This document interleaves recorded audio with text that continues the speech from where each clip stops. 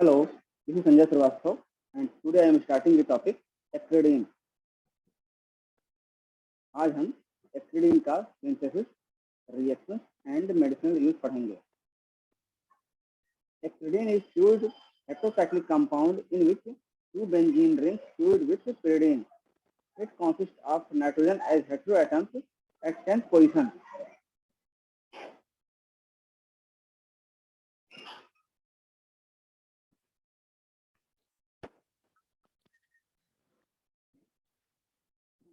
According to nomenclature, it is dibenzo BE-pyridine R2,3 benzoquinoline।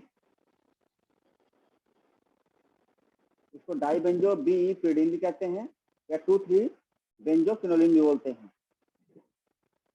ये क्या है? एक हेटेरोसाइक्लिक कंपाउंड है, फ्यूज्ड हेटेरोसाइक्लिक कंपाउंड है जिसमें दो बेंजीन रिंग pyridine के साथ फ्यूज होते हैं और इसमें नाइट्रोजन एक हेटेरो एटम के रूप में 10th पोजीशन पर प्रेजेंट होता है। तो आगे देखते हैं। It possesses planar conjugated ring structure consists of 14 delocalized pi electrons। इसके अंदर एक प्लेनर कॉन्जुगेटेड रिंग स्ट्रक्चर होता है जिसमें 14 delocalized pi इलेक्ट्रॉन होते हैं। The aromatic nature arises from the 7 double bonds present in the acridine as 14 delocalized pi electrons। जो aromatic nature है कंपाउंड का वह 7 डबल बॉन्ड की वजह से शुरू होता है और 14 delocalized pi इलेक्ट्रॉन की वजह से शुरू होता है। 7 डबल बॉन्ड होंगे तो 14 delocalized pi इलेक्ट्रॉन हो जाएंगे। तो इट फॉलोज हकल्स रूल, इसलिए यह हकल्स रूल को फॉलो करते हैं। हकल्स रूल क्या होता है? 4n + 2 pi इलेक्ट्रॉन होना चाहिए where n = 3, hence it is aromatic compound, इसलिए यह एक एरोमेटिक कंपाउंड है। अब हम इसका देखते हैं सिंथेसिस या प्रिपरेशन मेथड ऑफ एक्रिडीन।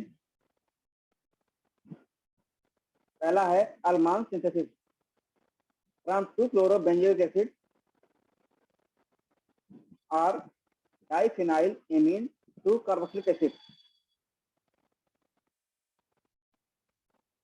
तो अब 2-chloro-benzoic acid से हम एक्रिडीन का फॉर्मेशन करेंगे। when 2-chloro-benzoic acid react with aniline in presence of NaOH, ये NaOH है sodium hydroxide, then diphenyl amino 2-carboxylic acid is formed।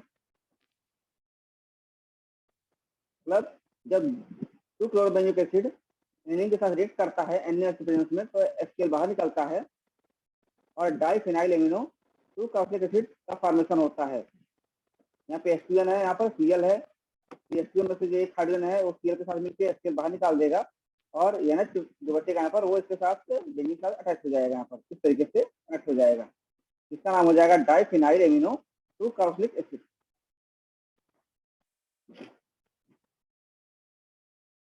तो क्या होता है जब इस कंपाउंड का रिएक्शन कराते हैं स्ट्रॉन्ग एसिड से, सल्फ्यूरिक एसिड या HCl से, देन जो कंपाउंड बनेगा वो बनेगा 9,10H एक्रिडीनोन या PSO से प्रेजेंस में रिएक्शन कराएंगे तो हम जो कंपाउंड पास होगा वो होगा 9-chloro 9,10 डाइहाइड्रो एक्रिडीन।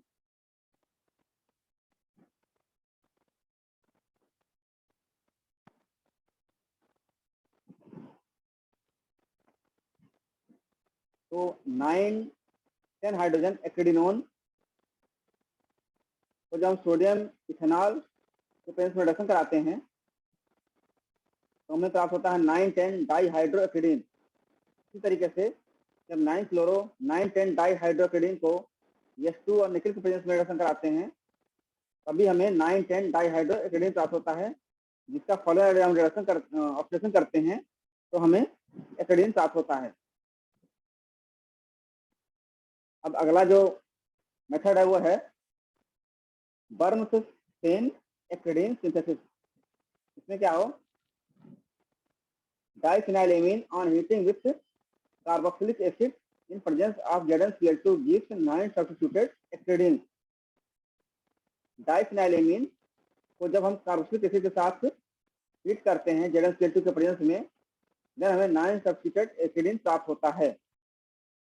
ये हमारा डाइफिनाइलेमीन का स्ट्रक्चर है और ये हमारा रिएक्ट कर रहा है R-COOH के साथ ZnCl2 के प्रेजेंस में। देन हमें 9 पोजीशन पे एसिड ग्रुप लगा हुआ है तो हमारा हो जाएगा 9 सब्स्टिट्यूटेड एथिलीन। अगला क्या है, from ortho amino diphenyl methane. ये हमारा क्या है, ऑर्थो एमिनो डाइफिनाइल मीथेन। इसको जब हम रेड हॉट ट्यूब से पास कर रहे हैं तब हमें एथिलीन प्राप्त हो रहा है। अब है reactions of ethylene.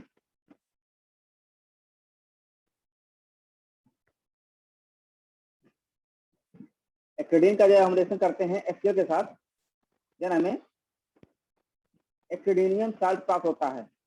Reaction with acids protonation with ethylenium salt.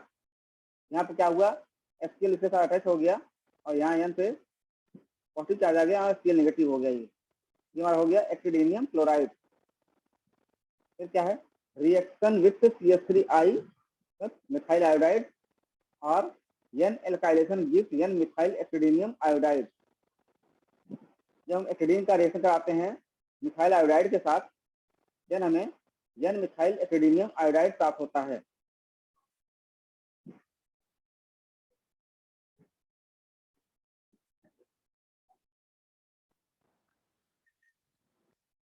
अब नेक्स्ट हम देखते हैं electrophilic aromatic substitution reaction of ethylene.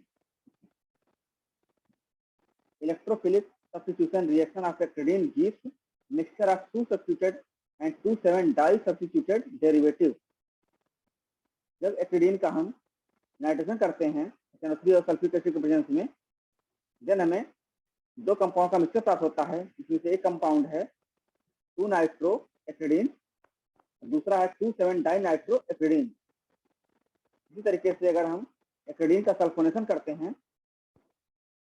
SO4 और SO3 एथिलीन के प्रेजेंस में, देन हमें सेम 2 सल्फो एथिलीन प्राप्त होता है और 2 7 डाई सल्फो एथिलीन प्राप्त होता है। जब हम एथिलीन का ब्रोमिनेशन करते हैं Br2 CH2COH के प्रेजेंस में, देन हमें 2 ब्रोमो एथिलीन और 2 7 डाई ब्रोमो एथिलीन प्राप्त होता है। अगला है nucleophilic substitution. Nucleophilic substitution takes place at 9th position. जब हम न्यूक्लियोफाइल का अटैक कराते हैं ये, तो हमारा 9th पोजीशन पर अटैक होता है। जैसे क्या है, ये हमारा एथिलीन है, इसकी रिएक्शन हो रही है NaNH2 के साथ, सोडियम एजाइड बोलते हैं इसको, लिक्विड अमोनिया के प्रेजेंस में। जब हमें 9th पोजीशन पर एमिनो ग्रुप लग गया, ये हमारा हो गया 9 एमिनो एथिलीन। अब इसका रिडक्शन देखते हैं। एथिलीन का रिडक्शन अलग अलग कंडीशन में अलग तरीके से होता है। जैसे एथिलीन का हम ZnHCl के प्रेजेंस में रिडक्शन कराते हैं तो हमको प्राप्त होता है 9 10 डाई हाइड्रोएथिलीन। और इसी एथिलीन का जब हम H2PCl के साथ रिडक्शन कराते हैं, इसमें रिडक्शन करते हैं तो हमें प्राप्त होता है 1 2 3 4 5 6 7 8 ऑक्टा हाइड्रोएथिलीन।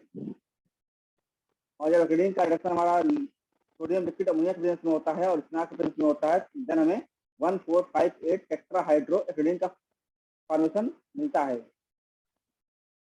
हमको 1 4 5 8 टेट्राहाइड्रोएथिलीन प्राप्त होता है।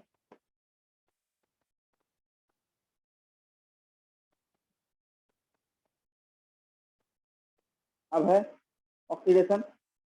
जब एथिलीन का ऑक्सीडेशन करते हैं एल्कालाइन KMnO4 के प्रेजेंस में, देन हमें क्विनोलिन 2 3 डाई कार्बोक्सिलिक एसिड प्राप्त होता है।